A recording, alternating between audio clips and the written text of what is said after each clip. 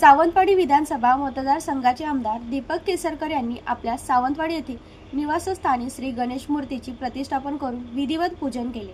आमदार दीपक केसरकर, माजी नगराध्यक्ष पल्लवी केसरकर आणि त्यांच्या कुटुंबांनी एकत्र येत पूजन आरती केली।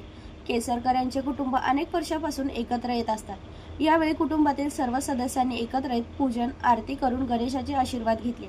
आमदार केसरकर यांनी सर्व जनतेला सुखात आनंदात ठेवून सुख शांती लाभू दे असे गणेशाच्या चरणी साकडे घातले। गणरायाचं आगमन हे संपूर्ण महाराष्ट्राच्या जनतेच्या दृष्टीने एक आनंदाचा क्षण असतो, भक्तीचा क्षण असतो आणि या भक्तिरसामध्ये अख्खा महाराष्ट्र रंगून गेलेला असतो। परंतु कोकणाचं एक वैशिष्ट्य असं आहे की कोकणामधली माणसं कुठेही राहत असली, इथले नागरिक कुठेही राहत असले तरी गणेशोत्सवाला ते आपल्या घरी येतात।